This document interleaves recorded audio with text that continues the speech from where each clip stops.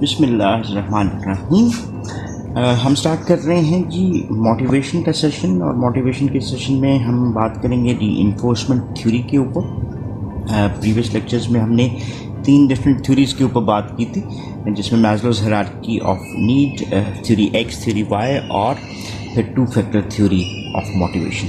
अभी देखते हैं कि हम रीइंफोर्समेंट थ्योरी को किस तरह से करते हैं। यहाँ पे बुक के हवाले से उसने रीइंफोर्समेंट थ्योरी को in contrast with the goal setting theory of the motivation assess किया। दो हमने goal setting of theory of motivation को तो असेस नहीं किया, हल्का सा उसको व्यू लेते हैं। Goal setting theory of motivation ये कहती है कि जो इंडिविजुअल के गोल्स होते हैं दे आर मोर पब्लिक और दे आर मोर चैलेंजिंग, तो उनकी अचीवमेंट की ड्राइव भी निस्बतन ज़्यादा होती है। So basically it's a mental process, जिसको उसने कोग्निटिव प्रोसेस के हवाले से कहा, और ये प्रपोज करता है कि इंडिविजुअल का जो पर्पस है वो डायरेक्ट कर रहा होता है उसके एक्शन को।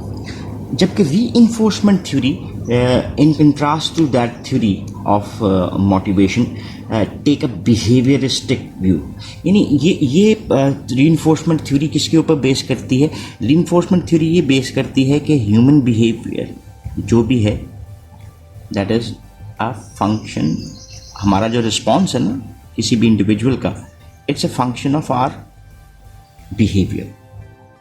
सो इसी के हवाले से जो आर्ग्यूमेंट दिया गया कि रीइंफोर्समेंट कंडीशंस बिहेवियर, रीइंफोर्समेंट्स जो हैं वो हमारे बिहेवियर्स को क्रिएट कर रही होती हैं या मॉडिफाई कर रही होती हैं। अब ये रीइंफोर्समेंट्स क्या हैं, इसको हम लर्निंग के हवाले से भी थोड़ा सा देख चुके हुए हैं। और रीइंफोर्समेंट्स लाइक कोई भी पॉजिटिव रिवॉर्ड हो सकता है, अवॉइडिंग अ पनिशमेंट हो सकती है, एक्सेट्रा।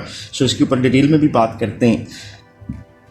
सो रीइंफोर्समेंट थ्योरिस्ट जो है वो बिहेवियर को देखते हैं कि एज एनवायरमेंटली कॉज्ड, और you need not to be concerned, they would argue, with internal cognitive events.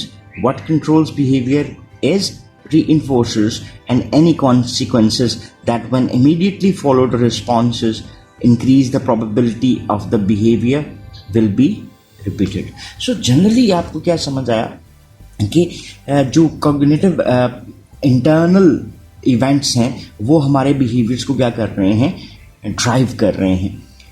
So जो रीइंफोर्सर्स हमें नज़र आते हैं वो हमारे बिहेवियर्स को मॉडिफाई कर रहे होते हैं। सो जो भी कॉन्सिक्वेंसेस या नताइज हमें किसी भी बिहेवियर के सिलसिले में मिलते हैं in terms of the reinforcement, तो हमें हमारी ये लाइकलीनेस कि हम उन बिहेवियर्स को रिपीट करते हैं वो चांसेस इंक्रीज हो जाते हैं। जस्ट एक एग्जांपल, मैंने अगर चोरी की, इवन नेगेटिव और पॉजिटिव बिहेवियर्स दोनों पे ये चीज़ें अप्लाई होती हैं। अगर मैंने चोरी की और मैं चोरी में सक्सेसफुल रहा तो लाइकलीहुड कि मुझे उस चोरी से मिलने वाला रिवॉर्ड, जो मुझे पैसा मिल गया और मैंने उसको आसानी से खर्च कर लिया, एंजॉयड इट अ लॉट, तो वो रीइंफोर्समेंट के जी चोरी करोगे तो उससे आपका पास रिवॉर्ड आ रहा है कि आपके पास इतना पैसा है कि आप अपनी मर्जी से खर्च कर सकते हैं। So this will ultimately drive an individual कि वो ये दोबारा कोशिश कर सकता है। सो जनरली हम अब लर्निंग की अगर बात करते हैं तो हम उसको पॉजिटिव सेंस में लेने की कोशिश कर रहे होते हैं।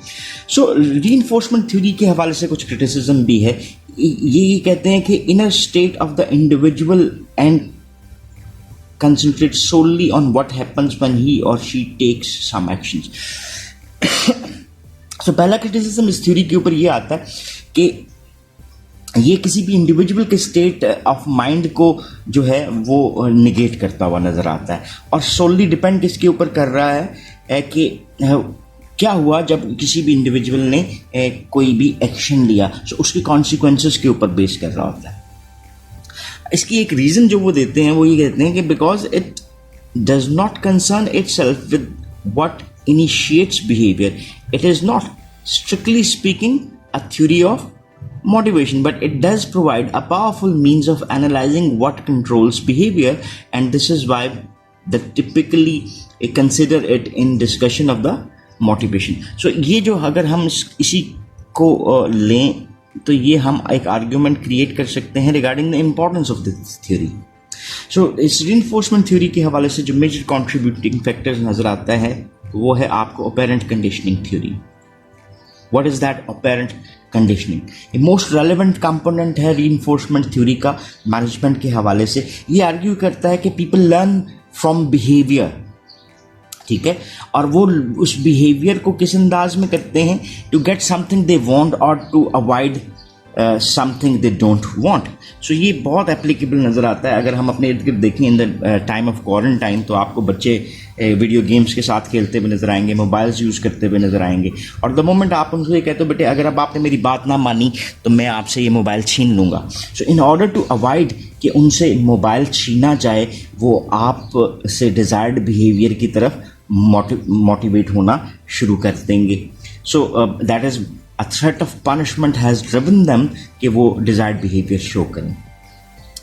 So unlike reflexive or unlearned behavior, apparent behavior is influenced by the reinforcement or lack of reinforcement brought about by its consequences. So ये reinforcement भी हो सकती है या lack of reinforcement भी हो सकती है। मैं आपको हर अच्छे काम पे 50 रुपए देता हूँ, if you have not done it now I am not gonna pay you 50 rupees। तो ये क्या हुआ कि lack of reinforcement आपने इंट्रोड्यूस करवा दी, आपने पनिश तो नहीं किया लेकिन लैक ऑफ रीइंफोर्समेंट ने बिहेवियर को मॉडिफाई किया। रीइंफोर्समेंट के हवाले से बी एफ स्किनर का काम आपको नजर आता है, और उसने कहा कि one of the most prominent advocates consider किया जाता है बी एफ स्किनर को, और वो कहता है कि that creating pleasing consequences to follow specific forms of behavior would increase the frequency of that behavior। जैसे अभी हमने चोरी की एग्जांपल दी थी, और चोरी से मुझे फ़ायदा मिला और उससे जो प्लीजिंग कॉन्सिक्वेंसेस हुए उसने मुझे ड्राइव किया कि मैं दोबारा चोरी की तरफ जा सकता हूँ। सो उसने बेसिकली क्या किया, उसने डिमॉन्स्ट्रेट किया कि people will most likely engage in desired behaviours if they are positively reinforced for doing so, that rewards are most effective if they immediately follow the desired response. जैसे ही आपको अच्छा रिस्पॉन्स मिला आपने उसको रिवॉर्ड कर दिया, सो दैट लाइकलीहुड कि वही रिस्पॉन्स रिपीट होगा वो चांसेस बढ़ जाते हैं। And that behaviours that is not rewarded और is punished is less likely to be repeated. और जिन बिहेवियर्स को आप पॉजिटिवली रीइंफोर्स नहीं कर रहे होते या रीइंफोर्स नहीं कर रहे होते, उनके रिपीट होने के चांसेस निस्बतन आपको डिक्रीज होते हुए नजर आते हैं। सो यहाँ पे जैसे उसने एग्जांपल दी, we know a professor who places a mark by a students name each time the students makes a contribution to the class discussion. Parent conditioning would argue this practice is motivating because it conditions students to expect a reward. अभी देखें बड़ी एक हमारी class से भी relevant example आती है कि अगर एक टीचर ने जिस तरह से भी बच्चे ने कंट्रीब्यूट किया उसने उसे टिक मार्क कर दिया, तो the more one has contributed it will create them to behave in the same manner कि शायद इससे उनको रिवॉर्ड मिलेगा। Reward can be marks, reward can be something else. So operant conditioning का कॉन्सेप्ट जो है जो बी एफ स्किनर था उसका कॉन्सेप्ट था बिहेवियरिज्म, उसका एक एलिमेंट था, और बिहेवियरिज्म के हवाले से वो आर्ग्यू करता है कि behaviours follow stimuli in a relatively unthinking manner. जब हमें मुहर्रक मिलता है तो हम उसको फॉलो करने की कोशिश, स्टिमुलाई किसको कहते हैं, हम वो मुहर्रक जिसकी वजह से कोई रिस्पॉन्स जनरेट हो रहा होता है। सो ये तो हो गया। अगर इसको हम क्लोज करने की बात करें तो in short people learn to associate stimulus and response but their conscious awareness of this association is irrelevant. कि वो जानते भी हैं या नहीं जानते, उसको उसने इस थ्योरी में इररेलेवेंट करार दिया। सो हमें अपेरेंट कंडीशनिंग अपने इर्द गिर्द हर जगह पे नज़र आती है, ठीक है, और जहाँ पे रीइंफोर्समेंट्स हैं contingent on some actions of your part. So ये तो चीज़ होगी कि जो हमें इस थ्योरी की एप्लीकेशन अपने इर्द गिर्द नज़र आती है। यहाँ पे एक एग्जाम्पल लेते हैं। Assume your boss says if you work over time during the next 3 weeks busy season you will be compensated for it at your next performance appraisal. However, when performance appraisal time comes, you are given no positive reinforcement for your overtime work. The next time your boss asks you to work overtime, what will you do? The simple answer, जब मुझे पहली दफ़ा पे reward नहीं मिला तो आप क्या करेंगे? You will probably decline. Your behavior can be explained by apparent conditioning. If a behavior fails to be positively reinforced, the probability it will be repeated declines. So यहाँ पे ये एग्जाम्पल भी आपको इस थ्योरी की जो है उसकी एप्लीकेशन की तरफ नजर आती है। सो अब रीइंफोर्सर्स के ऊपर थोड़ी सी बात कर रहे होते हैं. देयर आर सर्टेन रीइंफोर्सर्स, जैसे उसने पे के ऊपर बात की है कि ये पे इज़ अ रीइंफोर्सर कि हमें काम करने के अगेंस्ट जरूरत मिली, दैट कैन मोटिवेट पीपल. सो यहाँ पर वो कहता है कि प्रोसेस जो है वो ज़्यादा कॉम्प्लिकेटेड नज़र आता है than the stimulus response model.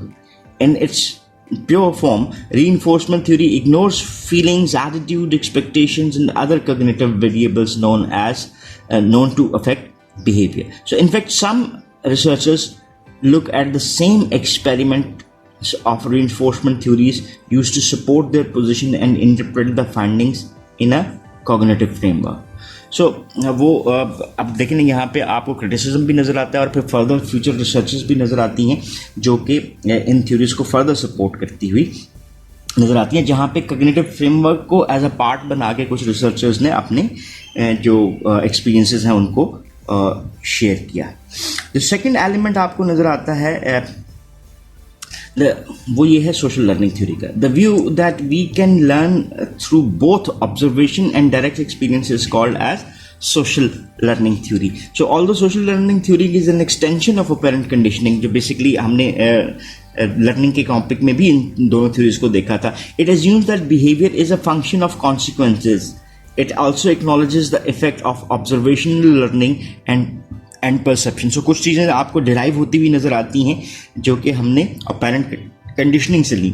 So people respond to the way they perceive and define consequences, not to the objective consequences themselves. So models are central to the social learning viewpoint, और वो उस model के हवाले से 4 processes के ऊपर हमने पहले भी बात की थी, इसको हल्का सा देख लेते हैं. There are 4 steps which are involve. इसमें अटेंशनल प्रोसेस है, रिटेंशनल प्रोसेस है, मोटर रिप्रोडक्शन प्रोसेस है और रीइंफोर्समेंट है. सो अटेंशनल प्रोसेस क्या है कि people learn from a model only when they recognise and pay attention to its critical features. जैसे for instance if I am watching a dance video और मुझे वो डांस अच्छा लगता है, उसके डिफरेंट फीचर, उसके डिफरेंट स्टेप्स के ऊपर मैं अपनी तवज्जो दे रहा हूँ. We tend to be most influenced by models that are attractive, repeatedly available, important to us और similar to us in are estimation. अब वो मुझे डांसिंग वैसे ही पसंद है and that character who is dancing, I love that dance. तो मेरी attention जो है वो क्या हो जाएगी, वो और इन्फ्लुएंस हो जाएगी.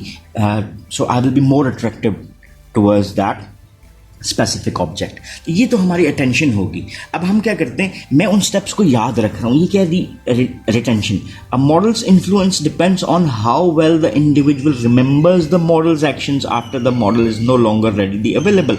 अब वो वीडियो मेरे सामने नहीं चल रही, लेकिन I still can imagine, I can close my eyes and then imagine कि यार वो स्टेप्स क्या थे.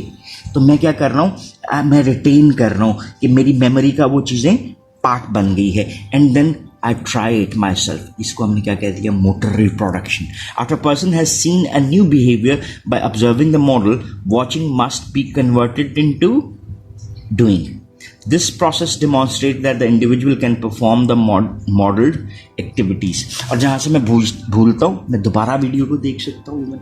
सो मोटर रिप्रोडक्शन क्या है कि जब एक इंडिविजुअल उसी बिहेवियर को रिपीट करने की कोशिश करता है जैसा कि हमने ऑब्जर्व किया था, and then we would try to reinforce those. So reinforcement यहाँ पर क्या आ गई, individuals are motivated to exhibit the model behaviour if positive incentives और रिवॉर्ड्स आर प्रोवाइडेड. सो अब किसी ने वो उस डांस को करते हुए मुझे देखा और उन्होंने कहा कि you are dancing so well, you can dance at a bigger stage. तो ये मेरे लिए एक रीइंफोर्समेंट हो सकती है. Positively reinforced behaviours are given more attention, learn better and perform more often. So देखिए आपको यही चीज़ नज़र आती है कि there are 2 major concepts involve in the reinforcement theory. One major concept जो है वो रिलेट करता है BF स्किनर का ऑपरेंट कंडीशनिंग के हवाले से, और जो दूसरा कॉन्सेप्ट है वो रिलेट करता है हमारे पास सोशल लर्निंग थ्योरी के कॉन्टेक्स्ट में, जहाँ पे हम अपने डिफरेंट बिहेवियर्स को रीइंफोर्स करते हैं, किसी भी मॉडल को एज अ असेसमेंट लेते हैं, उस पर अटेंशन शो करते हैं, रिटेंशन करते हैं, and then we might move towards the motor reproduction.